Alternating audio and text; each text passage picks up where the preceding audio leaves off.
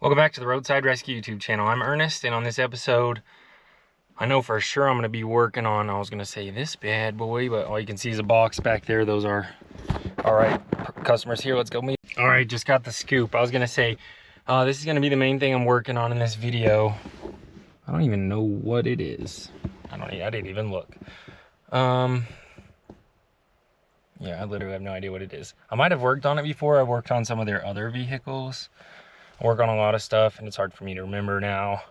I used to remember everything I worked on the first couple years I worked on stuff. Now I'm like, okay, I don't even remember this car, and they're telling me I worked on it, and I'll get in there and sure enough, I'll remember what I was doing.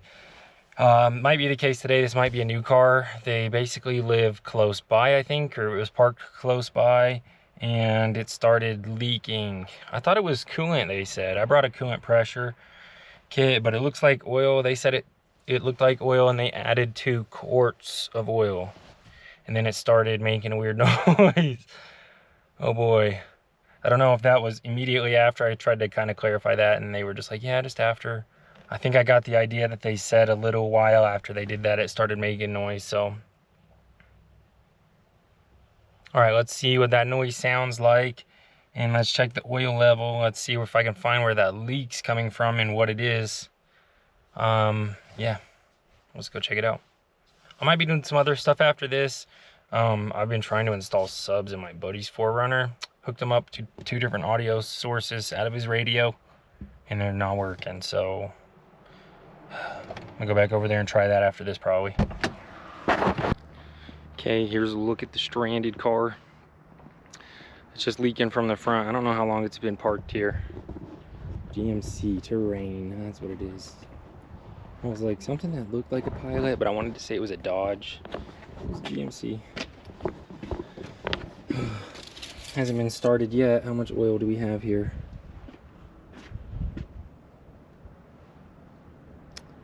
Yeah, 1.5 quarts. No, about just a quart full.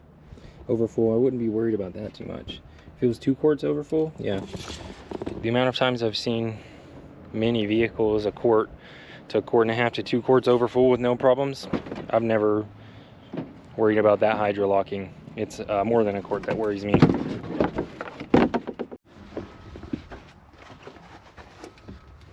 Yeah, I'll still start it up in a minute and see what it sounds like, but that oil leak's definitely coming from transmission side to me.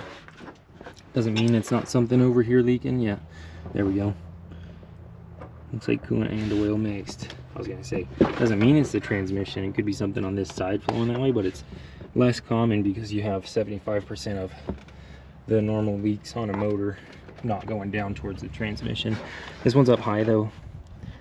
That looks like a coolant hose up here, going to the heater core almost, dripping. These are those hoses. Looks like that hose clamp's been swapped before.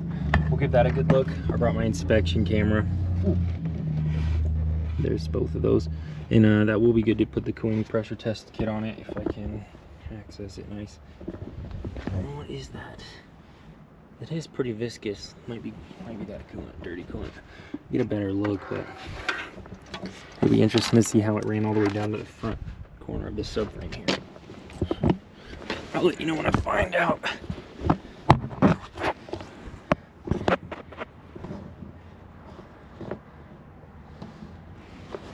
If they have red coolant, I'm gonna go with that. If not, oil. Then I'll touch it and see. Hope they have red coolant. I'm pretty sure it's that. Yes, sir. Red coolant. I'm pretty sure it's that. And first, I think I'll pressure test it and see. If I can't find it, then I'll jack it up and get under there. Well, I can't get any of these to seal up, so I'm probably gonna have to find the leak the old-fashioned way and warm it up.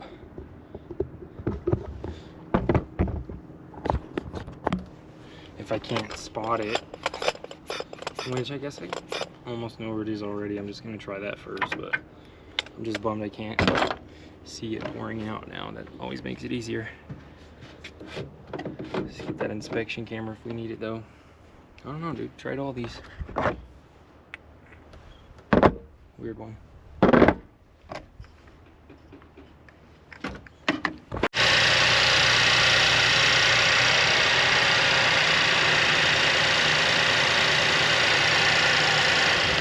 Not hearing anything crazy yet. I'm gonna let this warm up.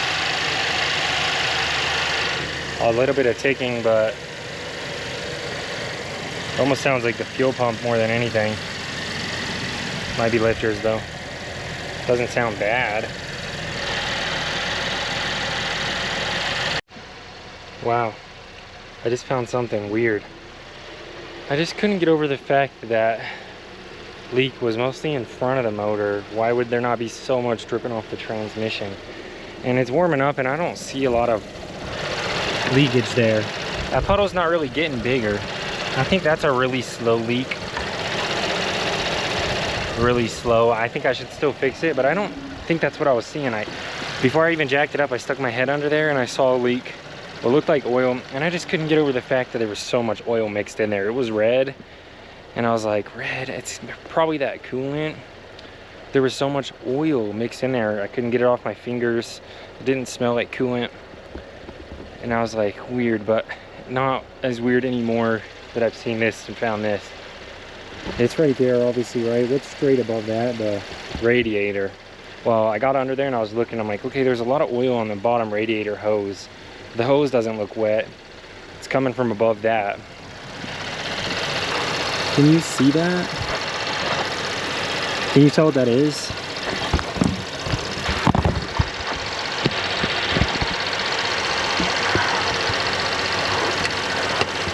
A hose clamp on that fitting does not belong there. I thought there's a hose clamp on that fitting that does not belong there. I thought maybe somebody had moved that off the hose and I needed to put it back on, but those hoses have fittings which are also leaking a little. There's no reason for a hose clamp to be there at all. It doesn't belong on that hose. And like this, they're all fitted like this from end to end. It goes right up to the transmission here. So that hose clamp doesn't belong on that hose at all. Somebody at one point has taken that off and put the hose clamp on there. I think there's just a leak on that radiator outlet for the transmission, and somebody put a hose clamp on it at some point, made the leak stop, but it's come back with a vengeance probably. So I might have to fix both because there's definitely a leak there too on that hose. That's the thermostat housing, so I might dig into that next time. But the main issue now is this. That's transmission oil. That's why it was red. That hose clamp's weird. I'm gonna look at that a little more, but I'm pretty sure somebody just put that on there to fix the leak. Let me know what you think. All right, now I'm on my way to tune up a buddy's car. And more importantly, I've got some floor mats I'm gonna install for him. I'll see you there. All right, I'm still a little hungry. I'll probably just get lunch after this. It's so nice driving a car that gets better than 8 miles to the gallon after I cut the exhaust on that Ranger. It was getting like 8 miles. I had to fill up the gas tank every other day, no joke. I've been driving this around for like a week. It's halfway full. I forgot what it was like. I'm almost over to my buddy's house. I'm gonna install some floor mats in his Highlander. He's got a nice car. And these floor mats are nice. I'll see you there. Look at this monstrosity of a Bronco over here. I thought it was an FJ at first. Ew. Ew. I'm just kidding. I would drive that if I had it. But definitely wouldn't be my first choice. All right, here's my buddy's Highlander. I've used different brands of floor mats before. I'm testing out these 3Ws. These are better than OEM. And I'll let you know what I think compared to the competition. Let's see how they install.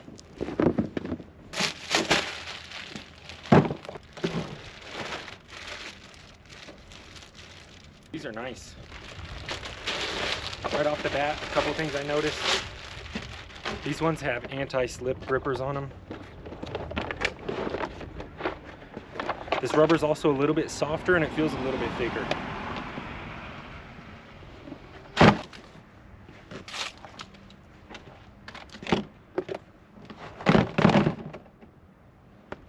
Yeah, these are nice. And these are 3D mapped and molded to fit each vehicle, so check out the link in the description. See if they have one that fits yours. Well, first I'm gonna need the car unlocked. I guess the car locked itself after a few minutes. I think they had already unlocked it. It even came with these air fresheners that slid off the hood. Let's go ahead and open it. Oh yeah, they've got the OEM mats in here. These are gonna be way better. Just look at the difference. That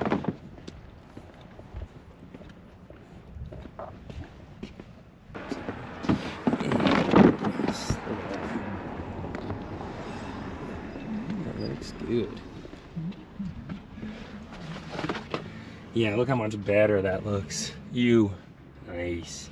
Get rid of those. All right, the difference in thickness is crazy. Look at that. These are paper thin, and these are thick.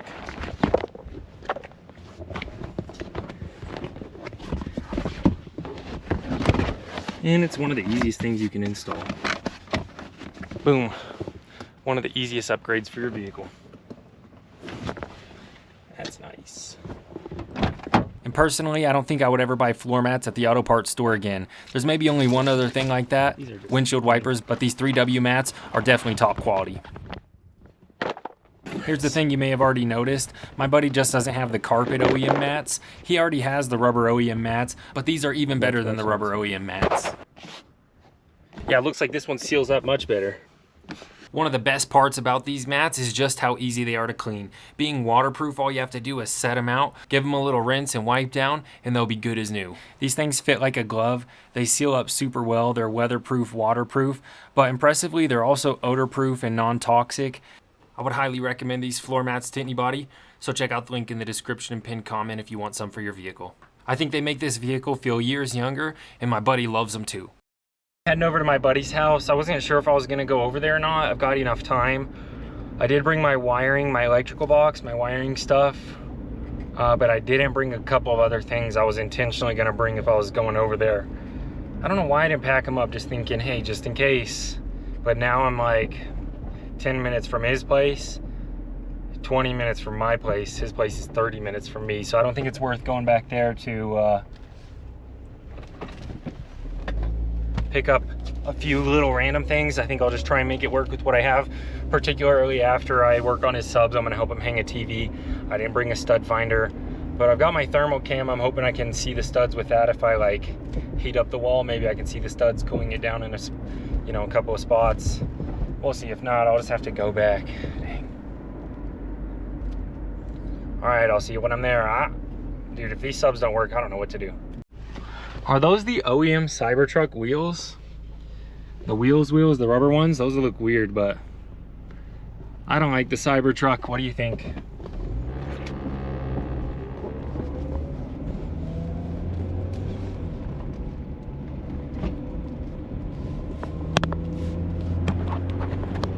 It's fast though. Keep going. Oh yeah, the inversion's looking yummy today. As soon as winter comes, or the wildfires in the summer, that's what the sky looks like. Normally you could see the mountains down there. Yeah, I don't know if that's as bad on camera or not, but that's nasty. I'm not excited about these subs. I think I'm gonna pull one out, wire it up to a different radio if it doesn't work the first try, and to a different power source, and isolate whether it's his radio or it's those subs or not. I'm pretty sure it's his radio. But it should have worked when I hooked it up to high pass. Maybe I hooked it up wrong because I didn't look on an official forum or anything. I just got some guy's info on which wires were which. Okay, I'm here. I was pumped the first time. Thought I did a good job the second time, but these subs haven't worked. I might pull one out and get started. I forgot we ordered this because my buddy ordered it. It's been waiting here. An audio adapter. Those are supposed to have adapters built into them from high pass audio to low. They also have just a low output from aftermarket radios we've tried. That didn't work. And then the high pass didn't work. Those are the two times I'm talking about. The low didn't work because there was no output from the radio, I'm pretty sure. So I thought it was a radio issue. but when the high pass didn't work, I'm wondering if I wired it up wrong or not. So I'm gonna double check that. If that doesn't work, if it is right, or if I fix it and it still doesn't work, then I'm gonna wire up this to just one. I'm gonna pull it out and hook it up to an alternate power source, and we'll go from there. Might even hook it up to my own radio. So I'm not sure if I'm more hopeful or not. I've got them wired up to the front speakers. I had them wired up to the rear speakers. Probably won't make a difference. But people have wired up these 4Runners for years. Since like the 80s they've had the same wiring, and people have been wiring up subs to them since like 87 or 97 or something. Pretty sure 87. They've had the same radio wiring diagram up until like 2021. That one looks a little confusing, I'm not sure, but I didn't read too much into it because it's 2017.